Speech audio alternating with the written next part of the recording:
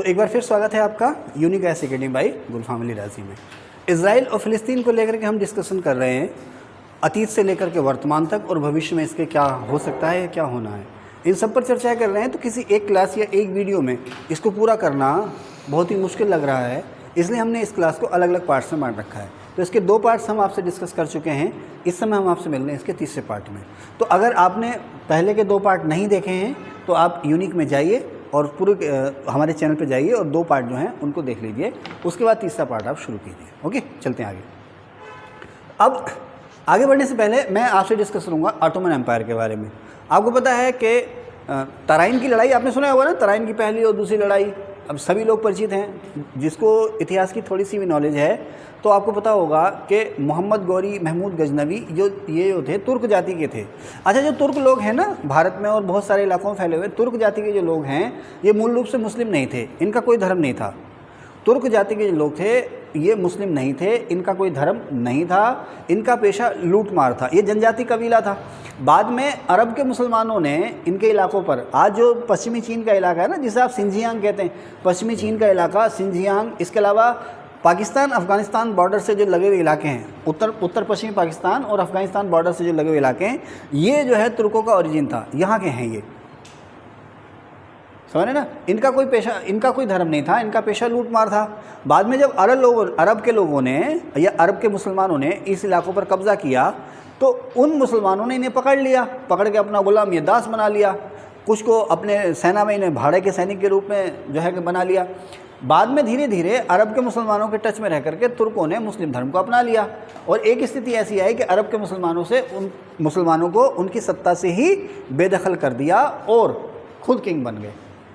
तो उन्हीं तुर्कों की एक ब्रांच थी मोहम्मद गौरी महमूद गजनवी, कुतुबुद्दीन इल्तुतमिश वगैरह, जिन्होंने भारत में आकर के कब्ज़ा किया था, समझ रहे ना, ये वही तुर्क हैं। उन्हीं तुर्कों की एक ब्रांच थी ऑटोमन किंग या ऑटोमन बादशाह या ऑटोमन किंग।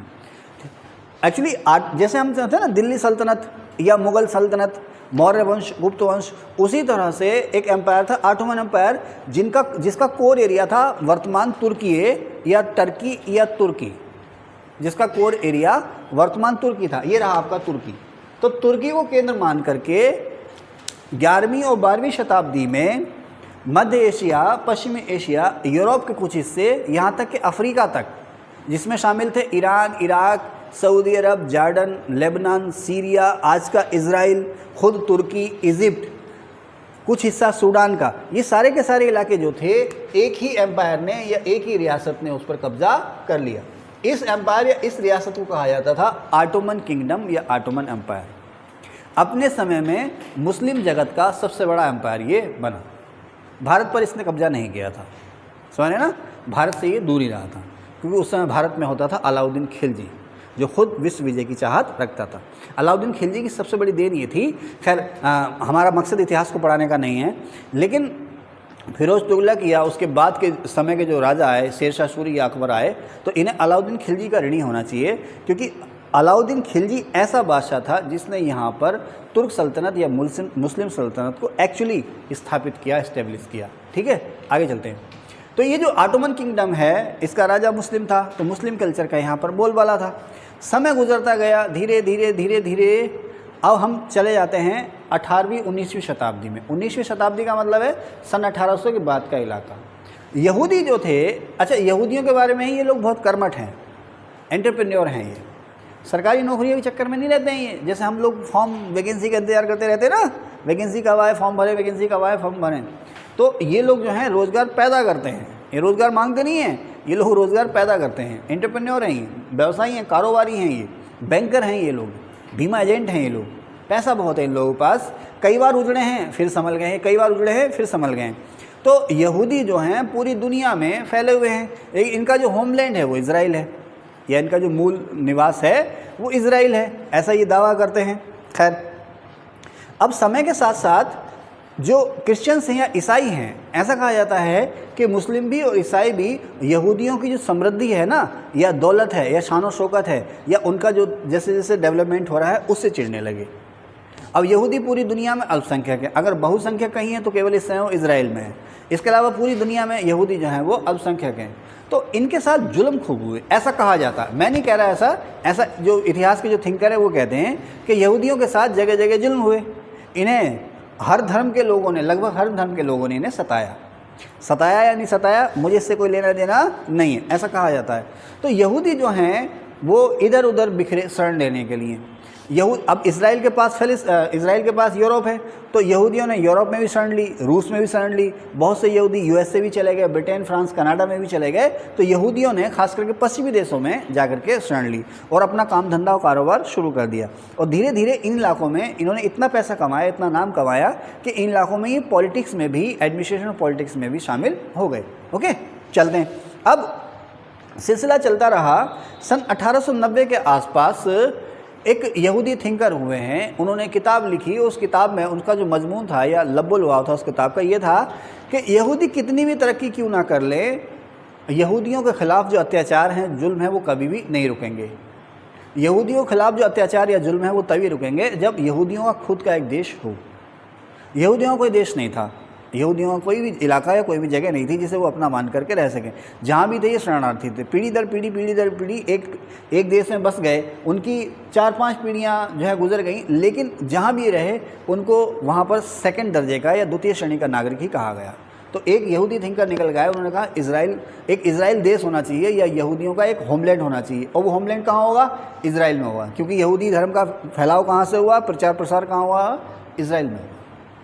तो यहाँ से ये विचारधारा चलने लगी कि यहूदियों का एक अलग देश होना चाहिए और इस देश का नाम होगा इजराइल। अब आगे चलते हैं। 20वीं शताब्दी में आ गए हम लोग। 19वीं शताब्दी की शुरुआत में यहूदियों के खिलाफ जो है दंगे और भड़कने लगे, जगह जगह यहूदी अपने होमलैंड की मांग करने लगे, अपने होमलैंड की बात करने लगे। इसी समय क्या होता है, 1914 से फर्स्ट वर्ल्ड वार शुरू हो जाता है। इस फर्स्ट वर्ल्ड वार ने कहानी में नया मोड़ दे दिया। 1914 में पहला विश्व युद्ध शुरू होता है। बहुत सारी समस्याएं थीं, स्वयं ईसाइयों के बीच में भी, ईसाइयों और मुस्लिमों के बीच में भी, जिसको सुलझाने के लिए वर्ल्ड वार शुरू हो गया था। अब इस वर्ल्ड वार में एक और जर्मनी था तो दूसरी ओर था ब्रिटेन।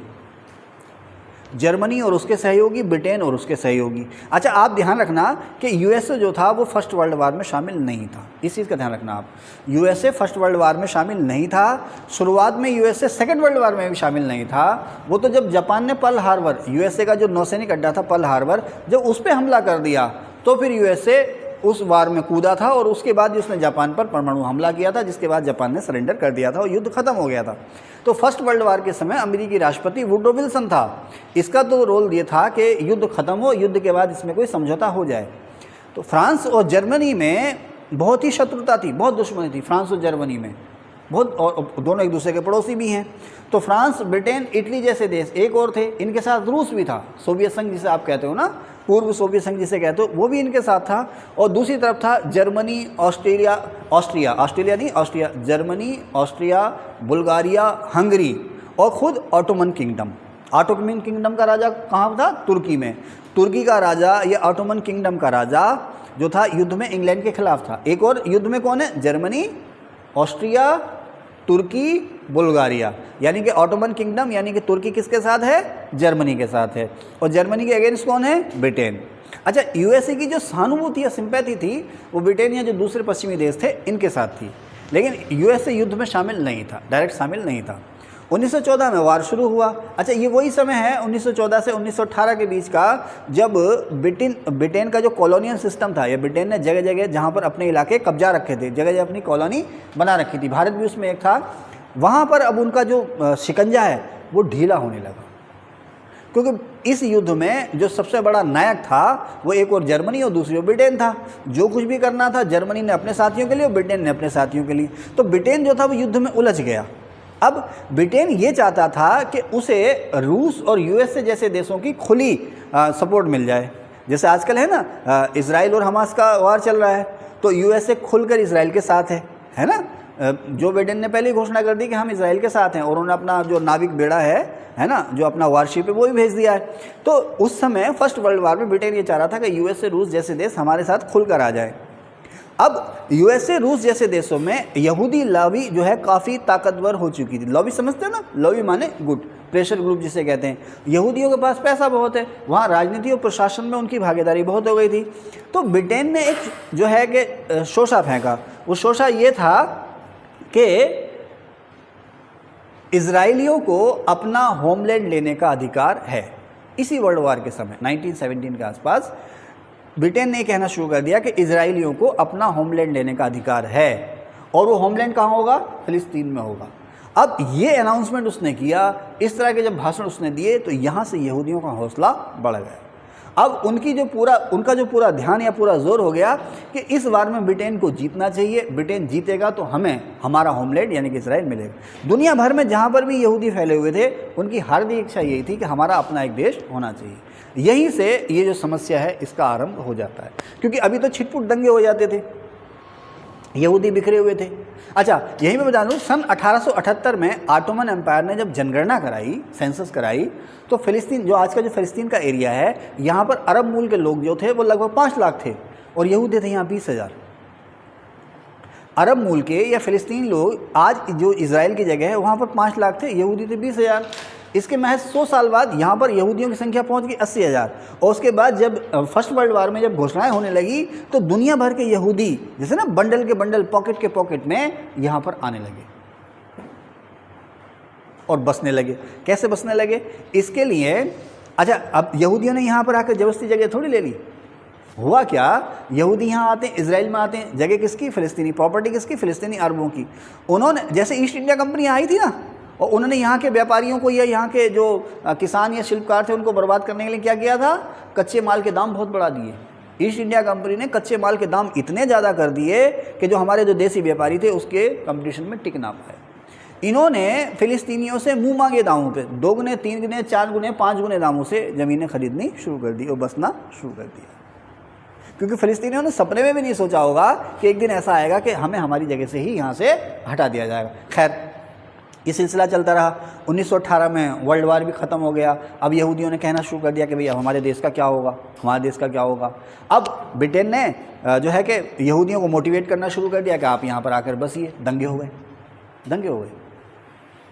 अच्छा, अब यहीं पर आपने सुना होगा खिलाफत आंदोलन। भारत में सुना है खिलाफत आंदोलन? भारत में खिलाफत आंदोलन सुना है ना? गांधी जी के नेतृत्व में भारत में खिलाफत आंदोलन शुरू किया गया था। क्या था वो खिलाफत आंदोलन? यहाँ पर मैंने कहीं लिखा है सेवेस ट्रीटी, सेवेस की संधि। ये एक समझौता था जो तुर्की और ब्रिटेन के बीच में हुआ, या ऑटोमन किंगडम और ब्रिटेन के बीच में हुआ युद्ध के दरमियान। 1914 से 1918 के बीच में जो वर्ल्ड वार चल रहा था उसके दरमियान इन दोनों के बीच में समझौता हुआ। समझौते की जो भी शर्तें नहीं हों, लेकिन भारत में ये पॉपुलर हुआ कि अगर ब्रिटेन इस वार में जीत गया तो जो खलीफा है, जो तुर्की का राजा है, जिसे हम इस्लाम धर्म का खलीफा कहते थे, उसका अपमान होगा। इसके अलावा सऊदी अरब, ईरान, इराक में जो मुस्लिम धर्म स्थल हैं उनका भी अपमान होगा। ये ईसाइयों के हाथों में चले जाएंगे। ईसाई जो हैं इन धार्मिक स्थलों को, मक्का को, काबा को, मदीना को, अल-अक्सा को, सबको बर्बाद कर देंगे, नष्ट भ्रष्ट कर देंगे। तो ऑटोमन एम्पायर को बचाने के लिए, और तुर्की में ऑटोमन एम्पायर में जो मुस्लिम धार्मिक प्रतीक हैं, या तुर्की का जो खलीफा है, राजा है, उसको बचाने के लिए भारत में मुसलमानों ने जो मूवमेंट शुरू की थी उसको नाम दिया गया था खिलाफत आंदोलन या खिलाफत मूवमेंट। समझ रहे हैं साहब? तो इसको आप ऐसे ही कह सकते हैं बेगानी शादी में अब्दुल्ला दीवाना। हमें पता नहीं था क्या है क्या कैसे नहीं है, लेकिन यहाँ पर हाँ भाई चलो है ना। उस समय गांधी जी तो चाहते थे कि भाई हिंदू मुसलमान दोनों मिल करके मूवमेंट में शामिल हो हैं, तो उन्होंने भी देखा भाई ये जो है अवसर बेहतर है हिंदू मुस्लिम एकता के लिए। तो अगर आप खिलाफत आंदोलन में ज़्यादा जानकारी चाह रहे हैं तो आप खिलाफत आंदोलन पर मैंने एक वीडियो बनाई है, उसको आप देखिएगा। खैर, तो 1920 में सेवेस की ट्रीटी हुई थी, जिसमें तुर्की के राजा और अंग्रेजों में एक संधि या समझौता हुआ था कि भाई अगर ब्रिटेन इस युद्ध में जीत गया तो तुर्की का क्या होगा। अब उस संधि के बाद वर्ल्ड वार तो ख़त्म हो गया, 1918 में वर्ल्ड वार ख़त्म हो गया। उस वर्ल्ड वार के ख़त्म होने के बाद ब्रिटेन ने ऑटोमन एम्पायर को साफ़ नहीं किया। ब्रिटेन अगर चाहता तो ऑटोमन एम्पायर का सफाया कर देता, लेकिन उसने तुर्की को रहने दिया। लेकिन जो पश्चिम एशिया के इलाके हैं, Jordan, Israel, Philippines, Syria, Iran, Iraq, इस टाइप के जो इलाके हैं उन पर, सीरिया को छोड़ करके बाकी इलाकों पे, खास करके जॉर्डन, आज का जो फिलिस्तीन और इज़राइल है, इस पर कब्जा हो गया ब्रिटेन का। सीरिया पर कब्जा हुआ फ्रांस का, क्योंकि ब्रिटेन फ्रांस जो थे दोनों युद्ध में साथी थे। सीरिया पर कब्जा हुआ फ्रांस का, जॉर्डन पर, फिलिस्तीन और इजराइल पर जो कब्जा हुआ वो हुआ इंग्लैंड का। इंग्लैंड की फ़ौज यहाँ पर आकर के बैठ गई, खलीफा की फ़ौज हटा दी गई, अब यहाँ पर फ़ौज बैठ गई इंग्लैंड की। तो जब सन 1930 के आसपास जब यहाँ पर फ़िलिस्तीन में यहूदियों को दुनिया भर से यहाँ पर ला करके बसाया जाने लगा, 1930 के आसपास एक साल में 1 लाख यहूदी यहाँ पर आए, तो फ़िलिस्तीन के लोगों ने मारकाट शुरू कर दी, दंगे शुरू हो गए। जब यहाँ पर दंगे शुरू हुए तो ब्रिटिश फ़ौज ने यहाँ पर कार्रवाई की, इसमें लगभग 3000 अरब जो थे वो मारे गए। दंगे एक बार के लिए रुक गए, लेकिन समस्या का समाधान नहीं हुआ। उसी समय 1933 में इंग्लैंड की सरकार ने एक कमीशन बनाया जिसका नाम था पील कमीशन। कोई मिस्टर पील थे। अच्छा, इससे पहले 1917 में ना ये हवा यहाँ से चली, एक बेलफोर्ड डिक्लेरेशन मैंने कहीं यहाँ पे लिखा होगा, बेलफोर्ड डिक्लेरेशन कहीं लिखा है मैंने, हैं जी, ये हाँ बेलफोर रॉ है ये बेलफोर डिक्लेरेशन। एक्चुअली ये जो आर्थर बेलफोर थे ब्रिटेन के विदेश मंत्री थे। सन 1917 में फर्स्ट वर्ल्ड वार के समय में इन्होंने घोषणा की थी कि इजरायलियों को यहूदियों को उनका होमलैंड लेने का अधिकार है। जो यहूदी हैं उन्हें अपना होमलैंड लेने का अधिकार है। इन्होंने ये अनाउंसमेंट किया था 1917 में। या ये कह सकते हैं कि अलग इजराइल राज्य की जो बुनियाद डाली थी वो किसने डाली थी? आर्थर बेलफोर ने डाली थी। जैसे हम कहते हैं ना अलग मुस्लिम देश या अलग पाकिस्तान देश की बुनियाद किसने डाली थी? जिन्ना ने? ना ना ना ना एक्चुअली ये क्रिप्स मिशन था जिसने तय कर दिया था कि अलग पाकिस्तान बनेगा। ठीक है इस पर फिर कभी बात करेंगे। तो आर्थर बेलफोर ने 1917 में डिक्लेयर किया था, तो यहीं से सुगबुगाहट शुरू हो गई थी कि यहूदियों के अलग अलग देश बनेगा, उसका नाम होगा इजराइल। ओके, अब 1933 में पील कमीशन बना और उसने कहा कि भाई फ़िलिस्तीन का बंटवारा हो जाना चाहिए। फ़िलिस्तीन का कुछ हिस्सा यहूदियों को दे देना चाहिए, इजराइल बनेगा, और कुछ हिस्सा जो है अरबों के कब्जे में रहे जो फ़िलिस्तीन बनेगा। सिलसिला चलता रहा। इसी समय 1932-33 के आसपास जर्मनी में उदय होता है हिटलर का। हिटलर ने एक पॉलिटिकल ग्रुप या पॉलिटिकल राजनीतिक पार्टी बनाई थी जिसका नाम था नाजी पार्टी, इंग्लिश में NATSI, नाज़ी, हिंदी में नाजी। हिटलर ने वहाँ पर इलेक्शन लड़ने के लिए एक पार्टी बनाई जिसका नाम था नाजी पार्टी। एक बार रोक देना, इसको पानी पीने पानी देना। तो इस समय जर्मनी में हिटलर ने, एडोल्फ हिटलर ने अपनी एक पार्टी बनाई जिसका नाम था नाजी पार्टी। इसी समय इटली का तानाशाह था मुसोलिनी, जिसकी पार्टी का नाम था फासिस्ट पार्टी। एक्चुअली इटली का मुसोलिनी और जर्मनी का हिटलर, इन दोनों की तानाशाही, इन दोनों की जो हठधर्मी थी वो जिम्मेदार थी सेकेंड वार के लिए। सेकेंड वार के लिए और भी बहुत सारे कारण थे, लेकिन सबसे बड़ी जो वजह थी वो इटली और जर्मनी के जो तानाशाह, इटली का तानाशाह मुसोलिनी और जर्मनी का तानाशाह हिटलर। ठीक है, हिटलर ने क्या किया, लोगों को, जर्मनी के लोगों को अपने पीछे लामबंद करने के लिए वहाँ के लोगों में, यहूदियों के दिल में जो नफरत भरी हुई थी उसको उभारा। यहूदियों के जैसे ना वही डिवाइड एंड रूल जैसे मार्लिमेंटो ने किया, जैसे अंग्रेज़ों ने किया ना, हिंदू मुसलमानों को बांटा और काफ़ी लंबे समय तक यहाँ पर राज किया। 1757 की प्लासी की लड़ाई से लेकर के अब तक। पहले जो उनका बंटवारा था वो हिंदू बनाम मुस्लिम नहीं था, लेकिन 1857 के बाद उन्होंने बंटवारा करना शुरू कर दिया हिंदू बनाम मुस्लिम के नाम पर, है ना। पहले हिंदू मुसलमान बांटे, फिर हिंदुओं में भी दलित बनाम सवर्ण बांटे, है ना। सिखों को हिंदुओं से लड़ाया, फिर ईसाइयों को हिंदुओं से लड़ाया। जब तक अंग्रेज यहाँ रहे दूसरे धर्मों को, संप्रदायों को, जातियों को आपस में लड़ाते ही रहे। उसी तरह से जो हिटलर था उसने कहा कि भाई जो आर्य जाति है, जो जर्मन के मूल निवासी जिन्हें आर्य कहा या नाजी कहा, वो श्रेष्ठ हैं, वो सबसे अच्छे हैं। फर्स्ट वर्ल्ड वार में जर्मनी हार चुका था और जर्मनी का कट्टर दुश्मन था फ्रांस। और फर्स्ट वर्ल्ड वार में जर्मनी इतनी बुरी तरह से हारा था कि उसकी इकोनॉमी को बिल्कुल ध्वस्त कर दिया गया था। उसके बाद जो जर्मनी की सरकार थी वो ख़त्म हो गई, जनता ने उसको उखाड़ फेंका और हिटलर ने नारा ये देना शुरू कर दिया कि हम जो हारे हैं युद्ध में, जर्मनी जो युद्ध में हारा है, युद्ध के मोर्चे पे हारा है, उसकी वजह यहूदी है। क्यों है इसकी वजह यहूदी? क्योंकि वो आ गया था ना बेलफोर डिक्लेरेशन कि भाई एक अलग स्वतंत्र यहूदी देश बनेगा। ब्रिटेन अगर जीता, ब्रिटेन फ्रांस अगर जीता तो अलग यहूदी देश बनेगा। उसके बाद यहूदियों ने पूरे तन मन धन से ब्रिटेन को सपोर्ट करना शुरू कर दिया था। दुनिया भर में जहाँ भी यहूदी थे उन्होंने ब्रिटेन को सपोर्ट करना शुरू कर दिया था। या ये कह सकते हैं कि यहूदी जो हो गए जर्मनी के खिलाफ हो गए। या हिटलर ने लोगों को ये समझाना शुरू कर दिया और वो समझाने में सफल रहा कि फर्स्ट वर्ल्ड वार में जो जर्मनी हारा है या जर्मनी की जो दुर्गति हुई है वो यहूदियों की वजह से हुई है। यहूदी जो है घर के भेदी थे। यहूदियों ने हमारे खिलाफ साजिशें की, जर्मनी में रहते हुए यहूदियों ने जर्मनी के खिलाफ साजिशें की, देश से गद्दारी की, इसलिए हम लोग हार गए, इसलिए हम यहूदियों को यहाँ से भगा देंगे। यहीं से शुरू हुआ जर्मनी में यहूदियों के खिलाफ दंगे, जिन दंगों की तरफ से सरकार ने भी आंखें मूंद ली। भाई अगर कहीं दंगे हो रहे हैं ना, सरकार फौज भेज दे, फौज के सामने कोई नहीं टिकता। अगर सरकार फौज भेज दे, कहीं दंगे हो रहे हैं तो दंगे रुक जाएंगे, सर्दियाँ रुक जाएंगे। लेकिन अगर सरकार ही उन दंगों की तरफ से नज़र फेर ले या सरकार ही चुपचाप दंगाइयों की सहायता करने लगे तो फिर किसे कौन बचाएगा। वही काम किया था हिटलर ने। उसने चुपचाप इस तरह से भाषण देने शुरू कर दिए कि जर्मनी के जो लोग थे, मूल जो आर्य लोग थे, वो यहूदियों के खिलाफ हो गए और नरसंहार शुरू हो गया। ये नरसंहार न केवल जर्मनी में हुआ, जिसे हम कहते हैं होलोकास्ट या होलोकास्ट कहते हैं, यहूदियों के खिलाफ होलोकास्ट। यहूदी आज भी इसको याद करके रोते हैं कि भाई देखो जर्मनी में लाखों की तादाद में यहूदी मारे गए, उनकी महिलाओं के साथ रेप हुए, बच्चे उजाड़ दिए गए, घर से बेघर कर दिए गए, जगह जगह वो बेचारे भागने को, जान बचाने को मजबूर हुए। यही वो समय था जब जर्मनी के पास ही हुआ इजराइल, और इजराइल यही वो समय था कि जब ज़्यादा से ज़्यादा जो यहूदी थे वो या तो रूस की तरफ को पलायन कर गए या इजराइल की तरफ को पलायन कर गए। सेकेंड वर्ल्ड वार ख़त्म हुआ, 1939 से 1945 तक वर्ल्ड वार पर चला। सेकेंड वर्ल्ड वार ख़त्म हुआ, मुसोलिनी की सत्ता जाती रही, हिटलर ने सुसाइड कर लिया, आपको पता ही है, समझ रहे ना, हिटलर ने सुसाइड कर लिया। जर्मनी, जापान जैसे देशों ने हथियार डाल दिए। 1939 में 1939 में सेकेंड वर्ल्ड वार हुआ था। इसमें जर्मनी, इटली, जापान एक तरफ थे, बाकी देश एक तरफ थे।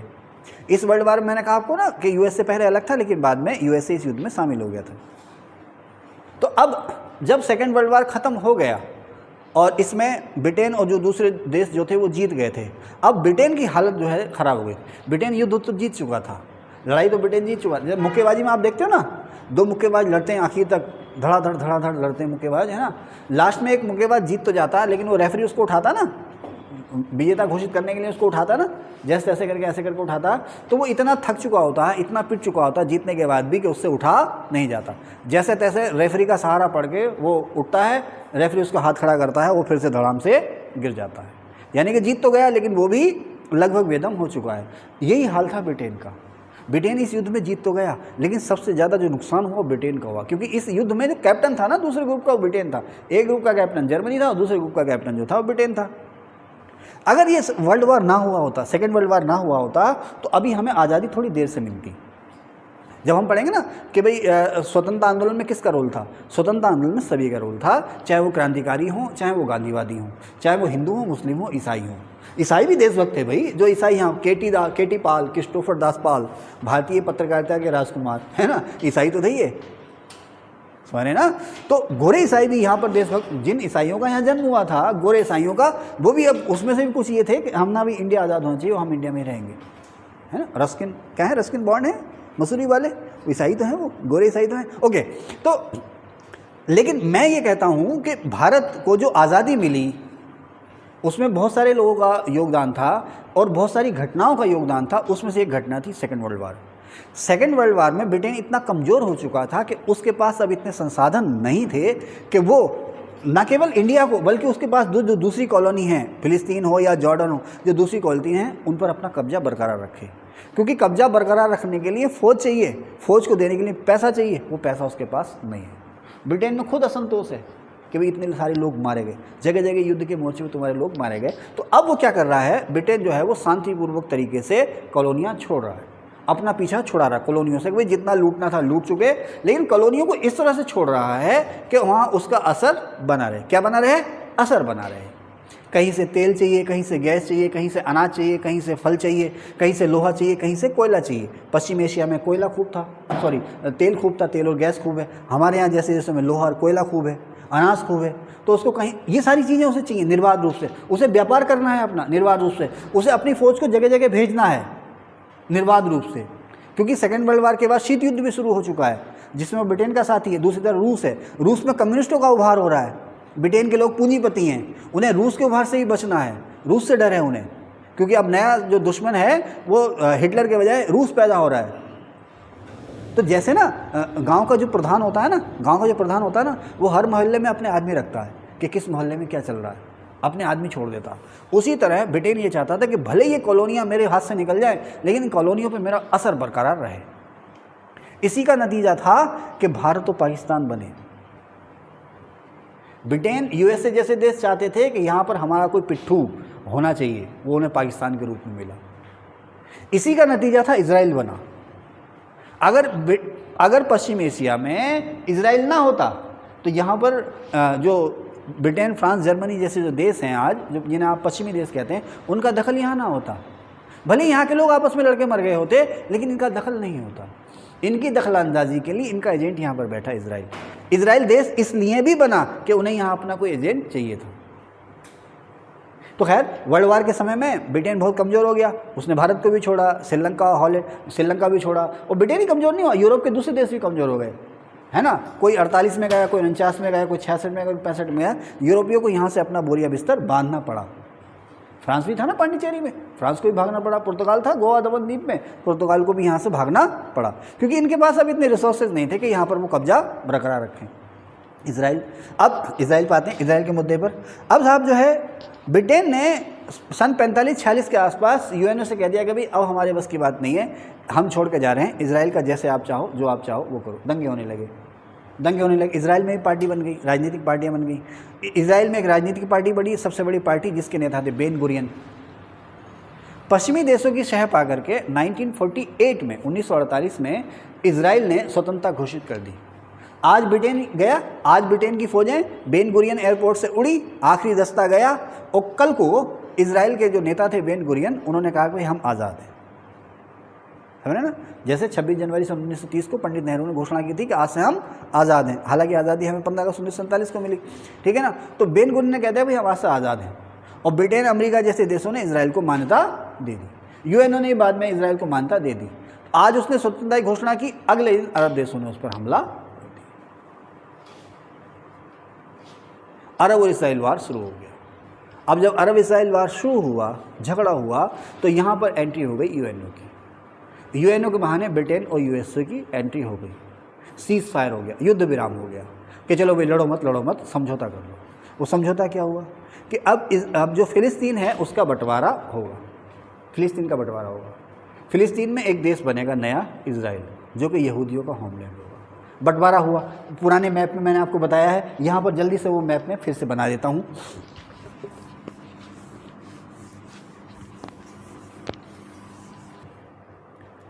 तो युद्ध हुआ, युद्ध के बाद झगड़ा हुआ, दंगा हुआ, यूएनओ की एंट्री हो गई, और यूएनओ ने दखल दिया, और दखल देने के बाद यूएनओ ने इजराइल का या फ़िलिस्तीन का बंटवारा किया। अब बंटवारा क्या था, किस तरह से हुआ, देखते हैं। ये सारा का सारा इलाका जो है एक्चुअली मूल एरिया है, जिसे हम किसी ज़माने में फ़िलिस्तीन कहते थे। अब बंटवारा हुआ तो इजराइल को इस फ़िलिस्तीन का लगभग 48% एरिया दिया गया, लगभग 48% एरिया दिया गया।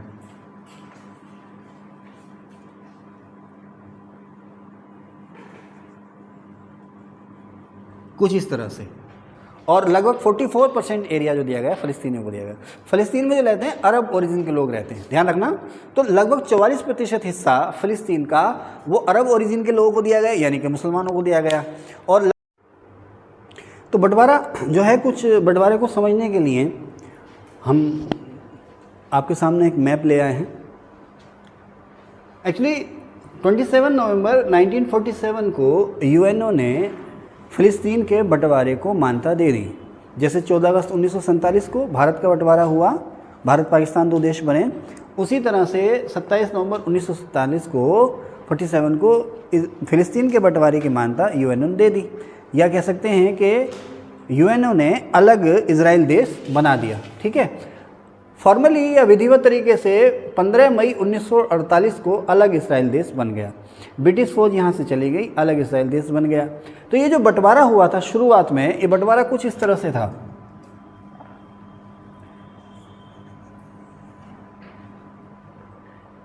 इजराइल को जो इलाके मिले थे वो ये थे, ये इलाके इजराइल को मिले थे, इजराइल देश बना था। और ये ज़्यादातर जो इलाके थे ये वाले, ये फ़िलिस्तीनी अरबों को मिले थे।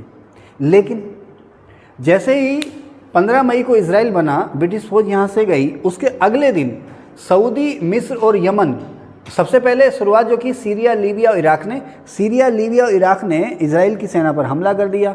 उसके बाद सऊदी, मिस्र और यमन भी इसमें शामिल हो गए। इन सभी ने मिलकर के इजराइल पर हमला कर दिया। लेकिन इजराइल ने अप्रत्याशित तरीके से, दुनिया की आशा के विपरीत, यानी कि दुनिया को जो आशंका थी कि इजराइल इन देशों के सामने नहीं टिक पाएगा, उसके विपरीत जाकर के इन सभी देशों की सेना को बुरी तरह से हरा दिया। वजह क्या थी इसकी? वजह थी सेकेंड वर्ल्ड वार, वजह थी पश्चिमी देश। दरअसल फर्स्ट वर्ल्ड वार से ही यहूदियों का जो झुकाव था वो पश्चिमी देशों की तरफ को था, ब्रिटेन जैसे देशों की तरफ को था। फर्स्ट वर्ल्ड वार के बाद यहूदी खुलेआम ब्रिटेन के साथ आ गए थे। फर्स्ट वर्ल्ड वार के बाद बहुत सारे यहूदी जो थे ब्रिटेन की फ़ौज में भर्ती हुए। सेकेंड वर्ल्ड वार में यहूदियों ने ब्रिटेन की तरफ से लड़ाई लड़ी, जर्मनी के खिलाफ लड़ाई लड़ी, क्योंकि इजरायलियों के लिए ये युद्ध जो था जीवन मरण का प्रश्न था। अगर जर्मनी जीत जाता है तो इजरायलियों का अस्तित्व बिल्कुल ख़त्म हो जाना था। अगर उन्होंने अपना अस्तित्व बनाए रखना था तो ब्रिटेन को इस युद्ध में जीतना ज़रूरी था। तो यहूदी जो थे एक सोल्जर के रूप में, नीति निर्माताओं के रूप में, हथियार बनाने वालों के रूप में, इन्वेंशन के रूप में ब्रिटेन की तरफ से सेकेंड वर्ल्ड वार में लड़े। सेकेंड वर्ल्ड वार में उन्होंने युद्ध का तजुर्बा हासिल किया। किससे? विजेताओं से। विजेता कौन थे? ब्रिटेन। और ब्रिटेन जो था अपने बहुत सारे हथियार, गोला बारूद, अस्त्र शस्त्र जो था इजराइल में छोड़ गया, जो यहूदियों को तोहफा दे गया। उसी तजुर्बे, उसी हथियार, गोला बारूद का और ब्रिटेन की या पश्चिमी देशों की जो सहायता थी, उसी का असर ये रहा कि इजराइल ने इन सभी देशों को धूल चटा दी। और इस युद्ध का नतीजा ये हुआ कि जो इजराइल को थोड़ा सा इलाका मिला था, उस थोड़े से इलाके को इजराइल ने कुछ इस तरह से फैला दिया। जितनी बार भी इजराइल और फिलिस्तीन का या इजराइल और अरब देशों का झगड़ा हुआ है, हर बार इजराइल ने डोमिनेट किया है और हर बार इजराइल की ज़मीन बड़ी है। आज थोड़ा सा हिस्सा है ऐसा जो इजराइल के कब्जे से इजराइल में बाहर है, बाकी ज़्यादातर हिस्से पर इजराइल का कब्जा है। जितनी बार युद्ध हुआ है उतनी बार जो है इजराइल की ज़मीन जो है वो बड़ी है, हर बार उसका प्रसार हुआ है। ऐसा हुआ क्योंकि वो आगे बढ़ के लड़ाई लड़ता है, कब्जे इलाके छीन लेता है और फिर किसी की हिम्मत नहीं जो उसे पीछे वहाँ से हटा सके। खैर, इसी समय मिस्र ने गाज़ा पर कब्जा किया। गाज़ा के बारे में अभी बताऊंगा। ये रहा गाज़ा आपका।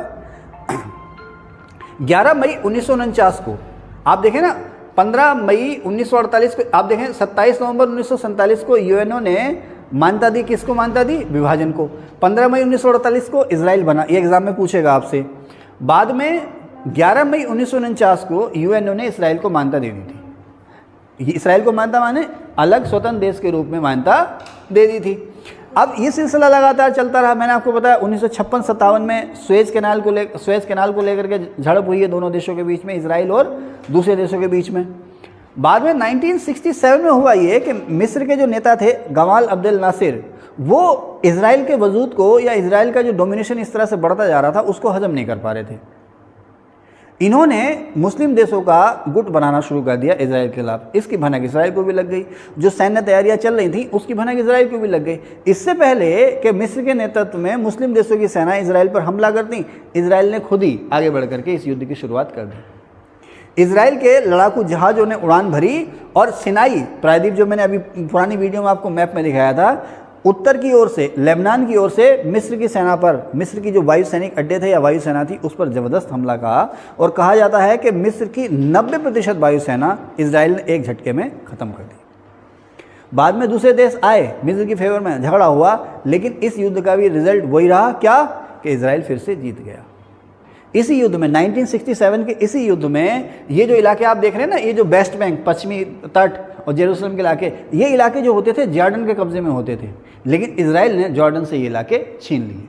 और ये जो लाइन है यहाँ पर आप देख रहे हैं ना, एक्चुअली जॉर्डन नदी है, ये जॉर्डन नदी है, लेकिन 1967 के बाद ये जो जॉर्डन रिवर है इसको नाम दिया गया ग्रीन लाइन। और ये जो ग्रीन लाइन है आज इजराइल और जॉर्डन के बीच का बॉर्डर है। जॉर्डन अपना वो हिस्सा आज तक नहीं ले पाया है। इसके बाद फिर इजराइल पर हमला हुआ।